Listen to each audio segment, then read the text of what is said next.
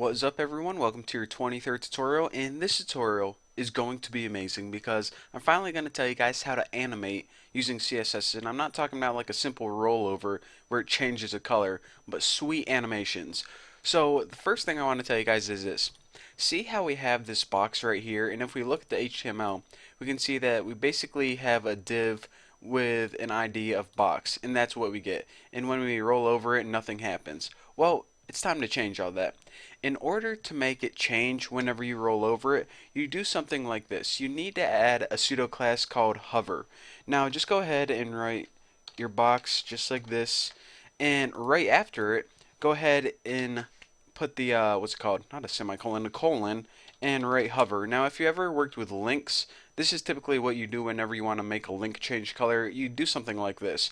But in this hover class, you write what do you want to change, and what we want to do, since we're working with those transformations, is we're just going to hit WebKit transform, and remember, when we transform it, we mean change it somehow. So now we want to say how we want to change it. Rotate 45 degree. I just make something really obvious like that. Now if I go ahead and save this and refresh this beast right here, refresh, whenever I hover over it, check it out. It goes 45 degrees.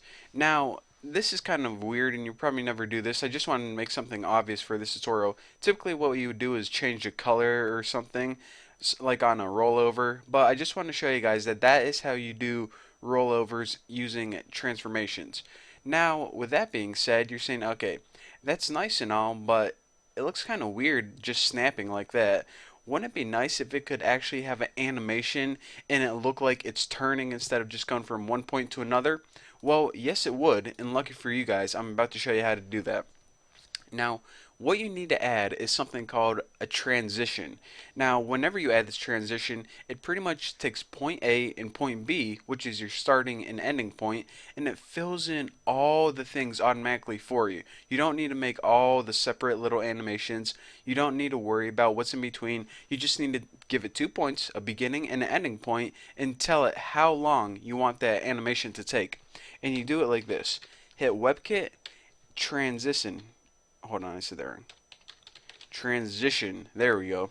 Can't type and talk at the same time today, evidently. And after this, it says, okay, you want to animate something. You want something to become a transition. First, it's going to ask, okay, what property do you want to animate? Well, our property that we want to animate is right here. And the reason we need to give it the property is because of this. Right now, you see how it starts out like at a regular angle, and then when we hover over it, it turns 45 degrees? That's one property that we can change. We could have also changed the color of it or the size of it. So whenever we animate this, we say, okay, whenever we're working with our animation, we only want you to change this rotation right here, this transformation. So it says, okay, I'm going to change this transformation right here, but how long do you want the animation to last? Do you want it to turn for 1 second, 2 seconds, 15 seconds? Well, we'll just give it something not too fast so you guys can see. I'll give it like a 1 second transformation. So again, whenever you want something to animate, you need the WebKit transition property and then write what property you want to animate and how long. And now if we go ahead and refresh this, whenever we roll over it, let me center this. Now you can see it has a nice slow transition. And actually, let me go ahead and change that to 2 seconds. I don't know on my screen recorder how well that's going to show up. So now it should be good if I center this beast and check it out.